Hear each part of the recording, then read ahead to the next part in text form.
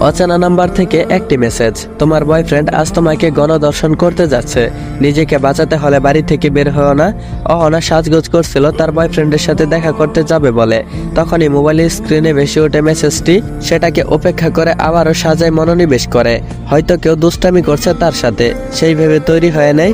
বের হতেই আবার মোবাইলে মেসেজ আসে, তারা 11 জন, গণধর্ষণ থেকে নিজেকে বাঁচাতে হলে সিদ্ধান্ত বদলাও, না হয় তোমার সম্মান নয় কেবল তুমিও বেঁচে ফিরতে পারবে না।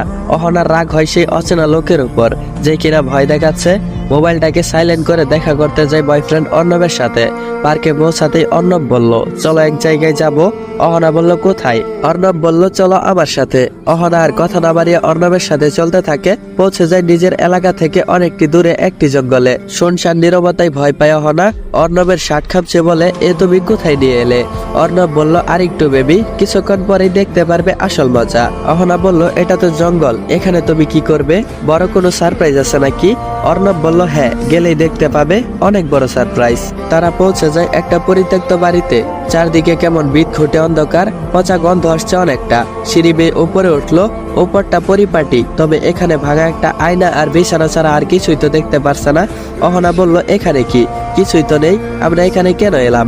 আমার অনেক ভয় করছে অর্ণব, এখান থেকে চলো চলে যাই। অর্ণব বলল, একটু পর চমক দেখতে পারবে, সবর করো। দেখতে পেল একে একে 10 জন তরুণ প্রবেশ করলো রুমটাতে। অহনার আচমকা অচেনা নাম্বার থেকে মেসেজের কথা মনে পড়ল।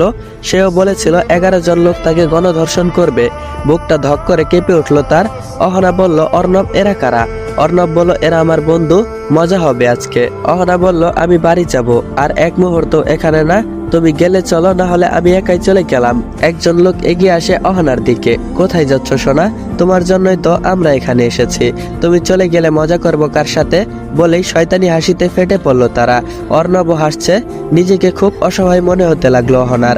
বারবার মনে আসছে সেই অচেনা নাম্বারের কথাটা, যদি তার কথা শুনে এইখানে না আসতো তাহলে এত কিছু ঘটতো না। অর্ণব সহ 11 জন পুরুষ অহনার দিকে এগিয়ে আসছে। অহনার নিজের হাতের ফোনের দিকে তাকায়, রাগের বসে ওর ফোনটা অফ করে রেখেছিল। তাড়াতাড়ি অন করতেই অর্ণব তার হাত থেকে মোবাইলটা নিয়ে বিছানায় ছুঁড়ে মারে। পরক্ষণে 11 জন এগিয়ে আসে অহনার দিকে। অহনাকে বিছানায় ধাক্কা মেরে ফেলে দেয়। অহনা পিঠের নিচে মোবাইলের অস্তিত্ব টের পায়। মোবাইল অন করতেই দেখতে পায় একটি মেসেজ, তোমার পেছনে বিছানায় একটা স্প্রে আছে, সবার মুখে স্প্রে করো, আমি ব্যবস্থা নিচ্ছি। অহনা কোনো কিছু না ভেবেই আশেপাশে তাকায়। সত্যি সত্যি একটা স্প্রে দেখতে পায়, হাতে নিয়ে তাদের মুখে স্প্রে করে দেয়। তারপর তাড়াহুড়ো করে রুমটি থেকে বের হয়ে যেতেই অর্ণব হাত ধরে ফেলে আর বলে, কোথায় যাচ্ছিস? তোকে আজকে ভোগ না করে ছাড়বো না, পালাতে পারবি না। তারপর অহনা অর্ণবের হাতে কামড় বসিয়ে দেয়। ব্যথার চোটে অর্ণব তাকে ছেড়ে দেয়। সিঁড়ি দিয়ে নামতেই আরেকজন এসে হাত টেনে ধরে, টেনে আবার উপরে নিয়ে যায়। ঠাস করে একটা চর বসিয়ে দেয়। অহনা ছিটকে পড়ে যায় বিছানায়। চিৎকার করেও কোনো লাভ নেই। এই পরিত্যক্ত জায়গায় কেউ আসবে না তার আর্তনাদ শুনতে। পশুগুলো পুনরায় ঝাঁপিয়ে পড়তেই পুলিশ এসে হাজির হয়। পুলিশ দেখে সবাই ভয়ে পালাতে থাকে। অর্ণবের মুখ থেকে তো বেরিয়েই আসে, পুলিশ সবাইকে ধরে নেয়। অহনা বেঁচে যায়। একজন এসআই অহনার কাছে এসে বলল, ভাগ্য করে এমন একজন হাজবেন্ড পেয়েছেন। আজকালকার হাজবেন্ড ওয়াইফের মনের মিল থাকে না কখনো।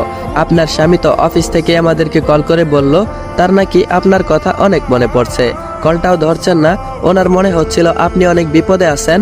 আমাদেরকে বলল আপনাকে যেন তাড়াতাড়ি উদ্ধার করি, কিন্তু উনি আমাদের সাথে আসলো না। বেস্ট অফ লাক, এমন একজন স্বামী পেয়েছেন আপনি। এখন আপনি চলে যান, আপনি নিরাপদ, আমাদের গাড়ি আপনাকে বাড়ি পৌঁছে দিবে। অহনা মাথা নাড়িয়ে সম্মতি জানায়। মনে মনে ভাবছে, কে সেই ব্যক্তি যে নিজেকে অহনার স্বামী বলে পরিচয় দিল, আর কেনই বা তাকে সাহায্য করলো, তাকে চিনলই বা কি করে? অনেক প্রশ্ন মনে হতে থাকলো। অহনা ছুটে গেল অফিসারের কাছে, এসে বলল, স্যার, আপনি কি ওই লোকের নাম্বারটা আমাকে দিতে পারবেন যে আপনাকে বলেছিল আমাকে সাহায্য করতে? ইন্সপেক্টর অবাক হয়ে যায় আর বলে, আপনার স্বামীর নাম্বার আপনার কাছে নেই? অহনা আমদা আমদা করে বলল, আসলে সে নতুন সিম নিয়েছে, নাম্বারটা আমার মনে নেই। আপনি এখন যদি দেন তাহলে খুব উপকৃত হতাম, না হয় বাড়ি গিয়ে জানাবো কি করে। ইন্সপেক্টর নাম্বারটা দিয়ে দেয় অহনাকে। নিজেও কল করে সে অপরিচিত লোককে। আশ্চর্য বিষয়, ফোন বন্ধ বলছে।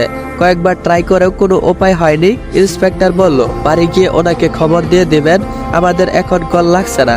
অহনা বলল, জি স্যার। অহনা বাড়ি গিয়ে দেখে এটা সেই নাম্বার যে নাম্বার থেকে মেসেজ এসেছিল। কল করে কিন্তু বন্ধ বলছে। এক পর্যায়ে বিরক্ত হয়ে রেখে দেয়, কিন্তু খটকাটা থেকেই গেল।